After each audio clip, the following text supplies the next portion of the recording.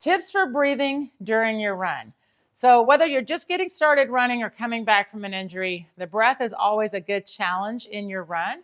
So first, before we start talking about breathing during running, how do you just breathe naturally, just while you're standing? So I want you to try something. Either do this in front of a mirror or just standing. Put your hands on the top of your shoulders, take your elbows out, knees nice and bent. Now I want you to take a big inhale and then a full exhale. It doesn't matter nose or mouth, however you want. Ready? 3, 2, 1, go. Inhale. Now let it out. Now let me ask you a question. Did you see or feel your shoulders rise?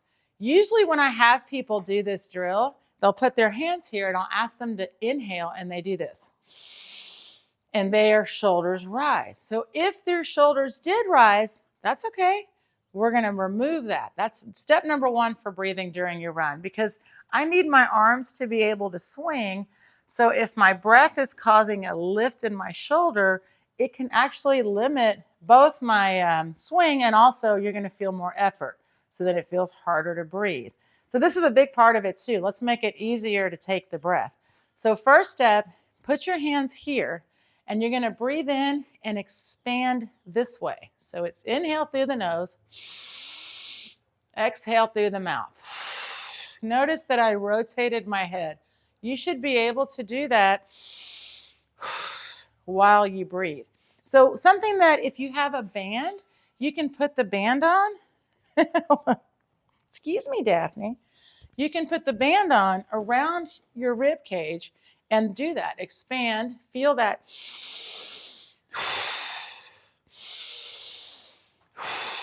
Now notice I'm breathing in through my nose. When you practice your breath, practice that. Practice inhaling through your nose and exhale through your mouth. When you practice, this is just a great way to start feeling that breath. Now, next thing people usually will ask me, what about belly breathing? So I'm going to put this band on my belly. So belly to me is navel down, so below the navel. So when you breathe in, if you put your hand here, put your thumb on your navel, put your palm here, breathe in and feel that you press forward. Now breathe out and bring it back in. So when you breathe in and then you breathe out, feel though, this is important. If I limit my breath to my belly, right, where's my sides? So really breathing is belly, back, and side when you practice. So that's important. So we're going to start here with the belly. So breathe in. Now expand. Now breathe out. I used to do this with a balloon. This might be in one of my older videos. And you breathe into the balloon. You breathe in through your nose. And then you exhale. And as the balloon gets bigger, right, everything here is getting smaller. So it's an expand and then come back. So this is important though. When I stand here, I can go belly, right, belly, back, and sides. Really expand that whole inner tube. When I run, it turns into just that side, back and side. And the reason is because when you're running, this part of the body is going to be in a place of holding you up, right? So when you're standing in place, you can practice belly breathing. You can practice it on the ground. But when you're standing, it's going to be a natural thing that's the first place you breathe into without having to do any thought about it. So in place, belly, back, and side. Really expand. And then exhale through the mouth. Fully exhale. Like you should feel like all of the air is coming out of the balloon. And you see how my arms even are relaxed. This is how you start to gain elasticity in your ribs. Your intercostals, your ribs have elasticity. That's how they can expand. You have to do big expansion so that in running, not only can I expand, but elasticity allows me to go back and forth. So I really want to train that elasticity. So that's how you do that. It's like strength training. You do a big inhale, and then you breathe out. Okay? 4 or 5 of those is fine. You can do those anytime when you're not running. You can do them in your warm-up if you want to, right? What happens then is that my natural breath becomes a smaller version of that. So when you're running, put the exhale in.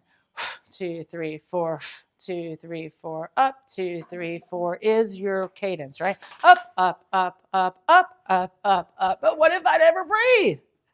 See what happens? If I don't have the breath as part of my rhythm, it's very easy to then start holding breath. Up, up. So I'm putting it in to my run.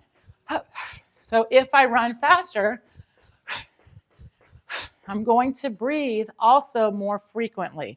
Never try to hold your breath and keep it in. So if I'm running, my cadence is 180, so my breath will be relaxed. Up, up, up, up, up, up, right? It's just a nice relaxed breathing. But if I'm running faster, sprinting, I'm lifting higher, you should have to breathe heavier. It makes more sense, right? So I'm not gasping for air, but as I run faster,